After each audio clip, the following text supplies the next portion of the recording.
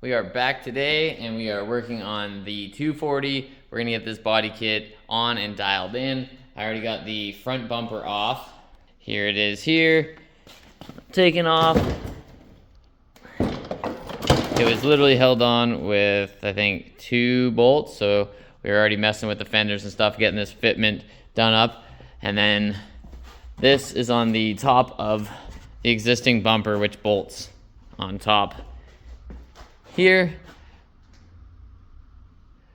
into these 4 bolts. There was, I think, 1 or 2 in each of those and 1 nut on the back side of it. So what we got to do is transfer that to the new bumper. This is the KBD GP Sports bumper, and we also got the rear bumpers, side skirts, everything ready to go. It comes folded up in a box. It's insane, and it's all twisted, and I literally just put it under a sleeping bag with a couple of hair dryers, and it just goes dunk, dunk, dunk, dunk, dunk, and pops open. Yes, it's flimsy-ish, but once it's bolted on, it shouldn't be too bad at all. So I've already mocked this bumper up, and it's a pretty close fit. I just had to do a little bit of trimming in here so that the pop-ups continue to work. And now I'm just working on getting some bolt holes made so I can put a couple bolts in the bumper through here, and then the rest of it attaches in the fender well here. So I got a couple screws in there, but I'm probably gonna adjust those. I just used a couple of screws to mock it up, and then that plate gets tucked up on the backside, and then I had to drill a few holes along here, 5 holes.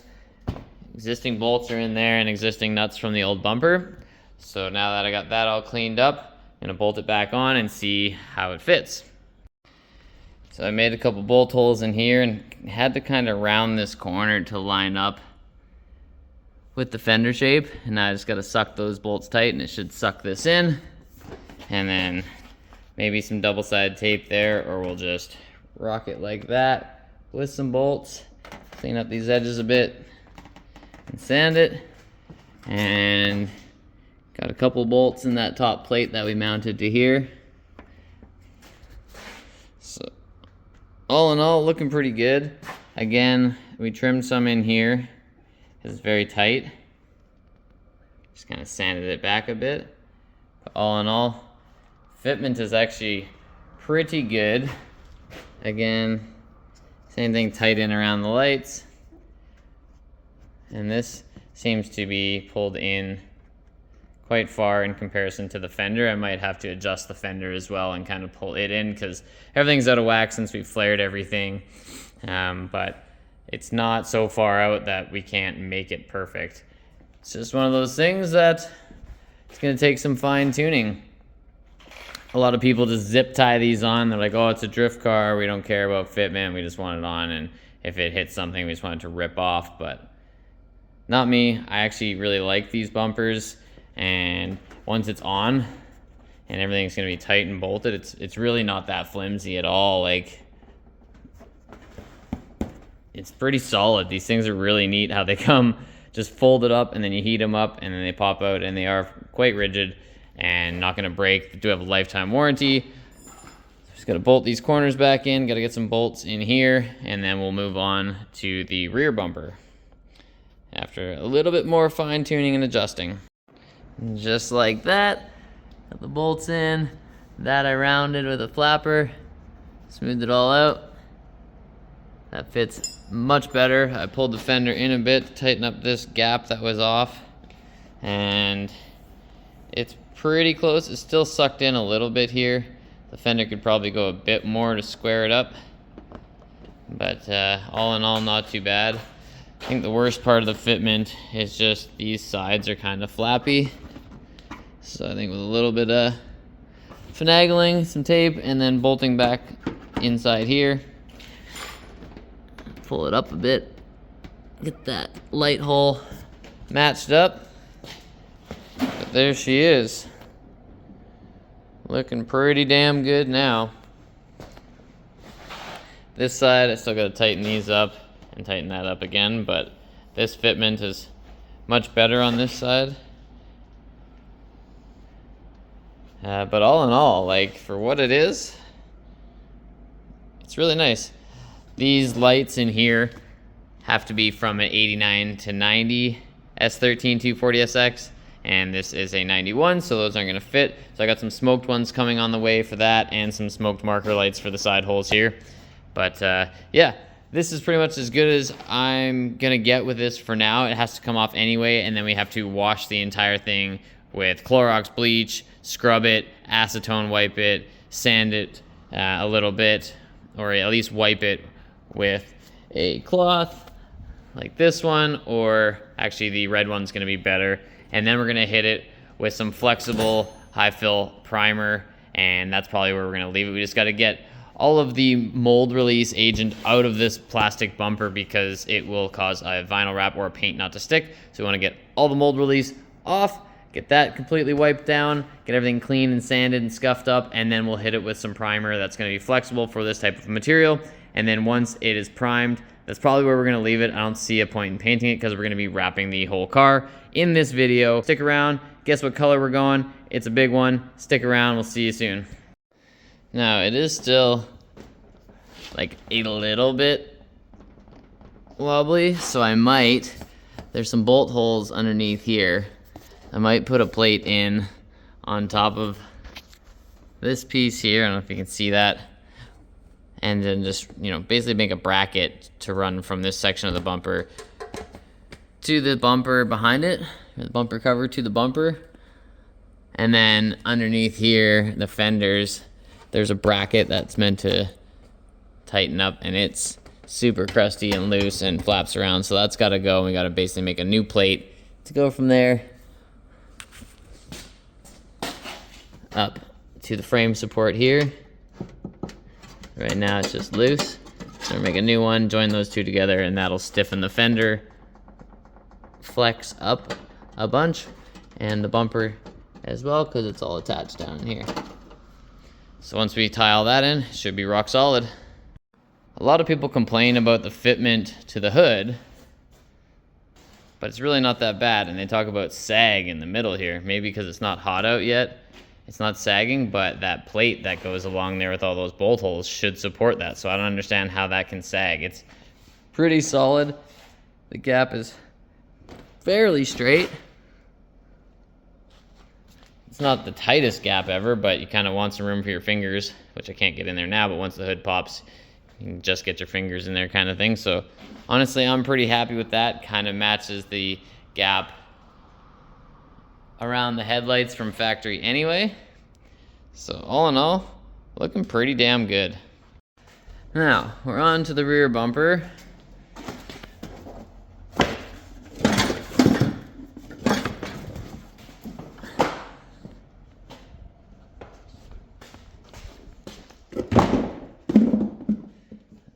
Same thing. This was just folded up in a box. It's upside down now.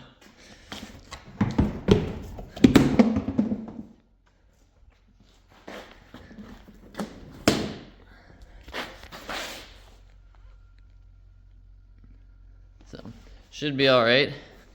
Now to get the old one off, which is desperately needed to be replaced because there's a bunch of cracking in the paint and whatnot. But to get these off, inside the trunk, pull your carpet up. There's a grommet here, if it's factory. If not, the grommet might be removed.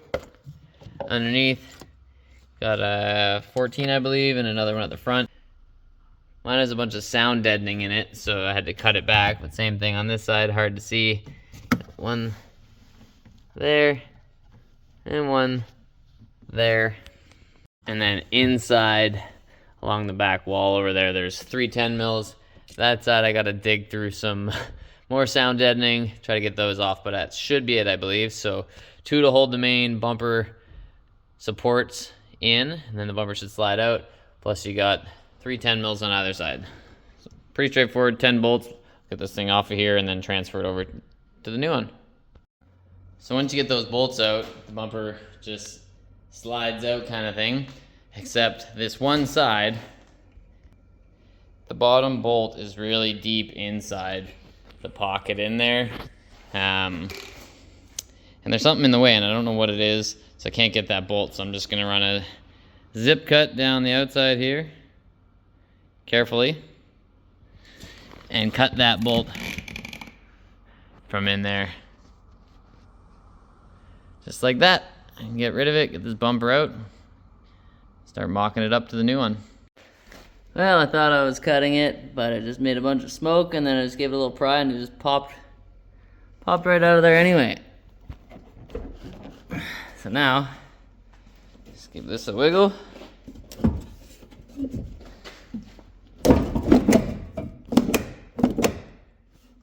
And it should come right out. Now we got the license plate electrical to disconnect. Don't forget about that. Now once you get it off, hey look, bee's nests. Undo these 10 mils all along. Get the actual bumper off of the bumper cover. Transfer to the new one. There are some pre-made holes on the existing bumper. I might just have to drill them out, make sure everything fits. But it's pretty that simple.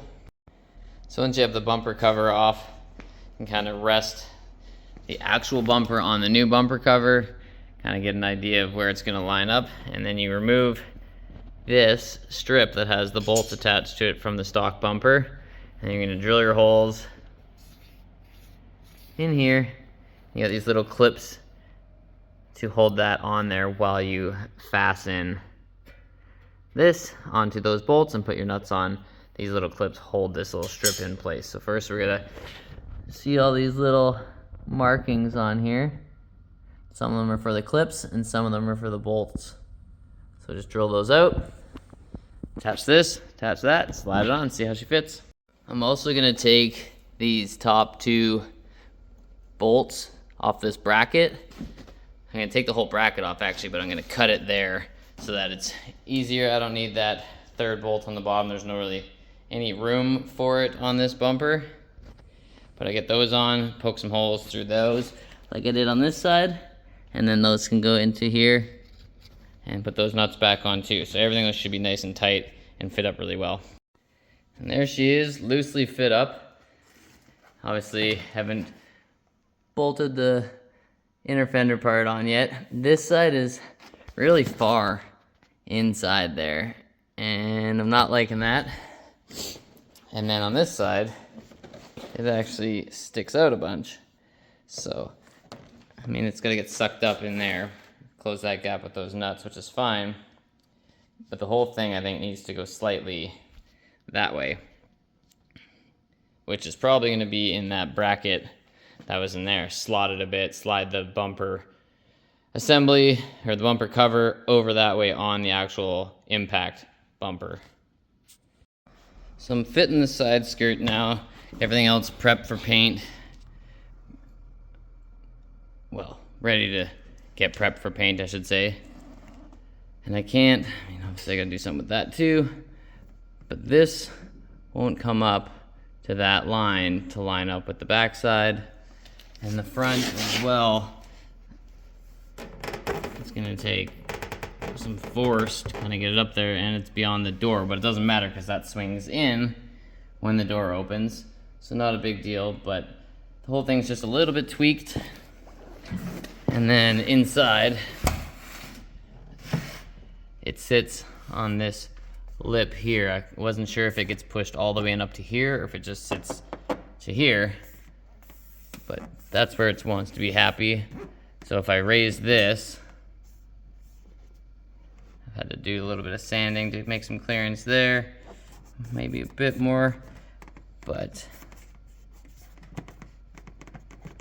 yeah, if I raise this up, then it's gonna pull this up from here, and it really just distorts the whole thing. So I'm just gonna have to find a happy medium, I think, in between. Maybe give it some heat, see if I can get it to maneuver how I want it, but it's coming together. We'll see how the other side fits up. And once we get some screws in all around and mold this in completely, it won't be so loose, but it's coming together. Try the other side, hopefully it fits better. Very similar over here. sticks beyond the door now that I got this side screwed in. But it's level, and then skirt's pretty straight.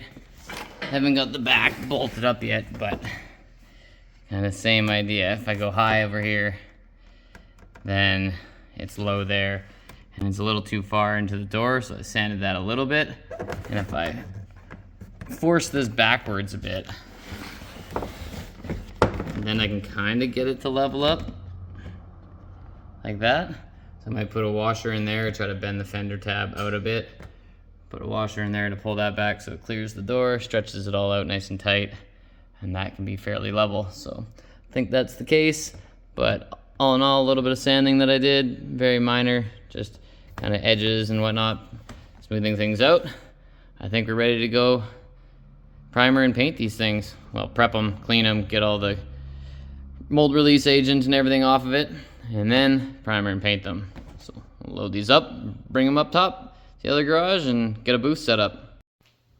Alright, so I got side skirts, bumpers, brought up to my other shop here. Just wipe this one down with acetone, which is the first step. And then we gotta hit it with this maroon pad and Clorox or Ajax, whatever you got, scrub the hell out of it, and then test it with water to see if it beads off nicely. Okay, so I got both side skirts and rear bumper wiped down with acetone, Clorox, and the maroon Scotch-Brite pad, and then I actually hit it with some 400 grit sandpaper as well, and then rinsed them, wiped them down, hit them with some final wipe solvent, and then again with some acetone like the instructions say, so everything's perfectly clean. Just gotta make sure everything's super dry before we start painting. But on to the front bumper, which will be the most tedious, and then we'll be ready to spray. Alright, so I got everything primed up, and now I have it sanded. Using this SEM primer, flexible primer surfacer that was meant to be used for this. I would never use it again. After reading some reviews online, I thought maybe it was just a one-off thing, but it happened to me too. It came out super stringy, and then I realized that part of the can was actually super thick on the bottom, and I should have stirred it better. And then I added a bunch of acetone.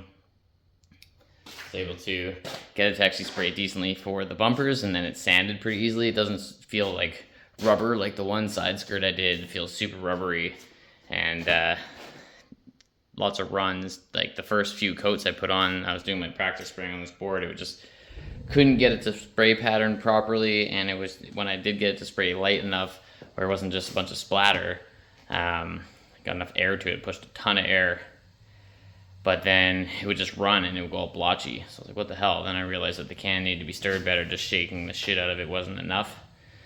So then I sanded it, and then I hit it with some other primer because I was hoping the primer filler that I have would work to fill in now all like the runs and orange peel that I couldn't sand out and get a little bit smoother texture, and it didn't work at all. Now I gotta sand it down again because this looks like absolute shit. Not sure why it did this crazing like this. I don't know if it's because I gave it a final wipe after sanding with the wax and grease remover and it wasn't fully dry. But I'm gonna hit these ones now that they're all sanded. Got all the texture out of it. The spray pattern texture is sanded super easy to smooth out, so I just feel it with my hands and I could tell when it was good. But that one there definitely needs to be sanded down heavily, and then we can get on to paint, hopefully. Not perfect with the primer because by the time I could actually get it to be usable and not get used up every 2 seconds in the can was half gone. So bumpers are good, side skirts are questionable, but it'll have to do.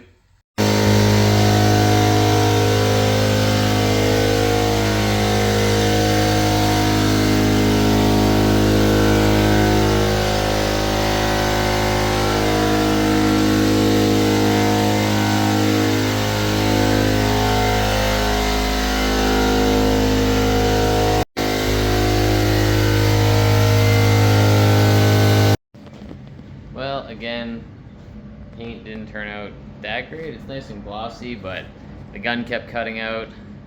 I'm no painter by any means, and 1 second it'd spray perfect, next second it was trash. So I got like some weird imperfection bubbles for some reason. I think maybe because there wasn't enough primer, and this stupid plastic has a bunch of oils and release agent that I thought I got everything out of. But I think a good wet sand and a buff should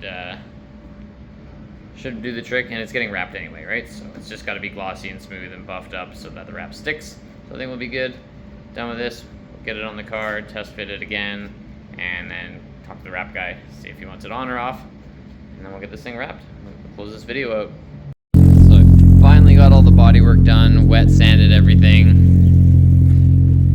polished it all up, compounded really and buffed it. Now just outside washing it, getting it ready for the wrap that is happening Saturday and Sunday. And yeah, she's looking pretty good. Let's have a look.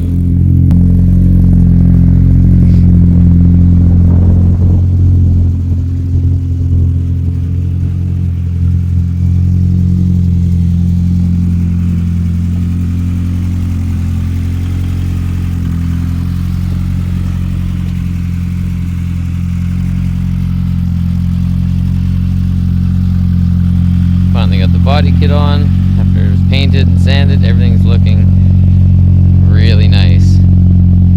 Took the lights out, make it easier for wrapping. But yeah, she's looking pretty sick.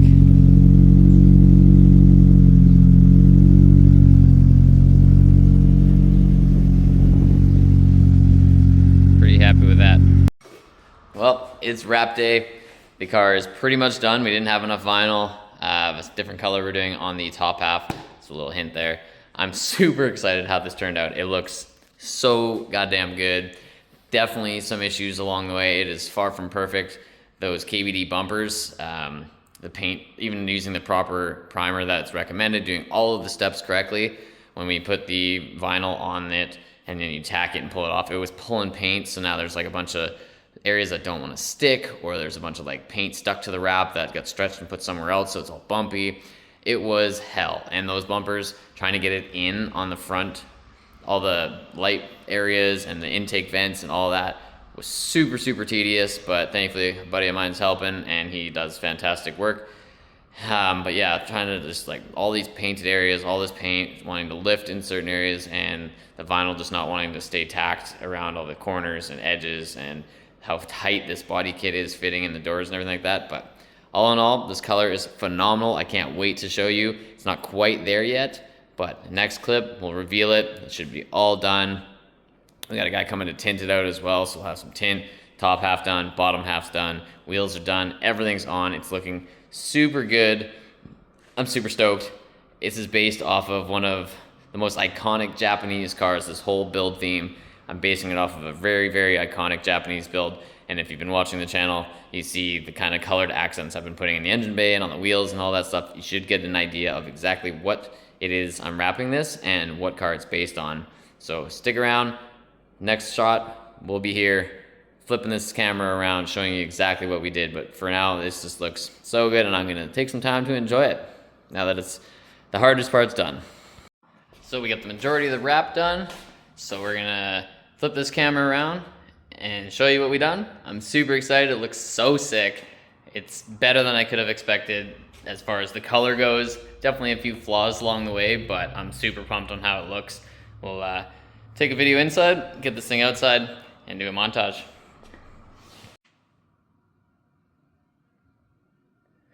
There it is in all its glory. Midnight purple, some color shift to it. Sparkly. Certain lights it almost looks black, and then it's like a maroon, then it's purple, then it goes almost like a fuchsia color. Also did some work in the engine bay. We get everything matching. So I'm basing this off of the R34 Midnight Purple super rare build, so this will be like its little brother. Still got to do the roof and everything. We're waiting on some wrap material to come in for that, and I'm going to be tinting the tail lights, and I'm going to wrap the center section black and then cut out the reverse lights. But All in all, I'm super pumped on how this thing turned out. And then just got the interior to go and a few little fitment things to work on. Yeah, let's get this thing outside and see what it looks like in the sun.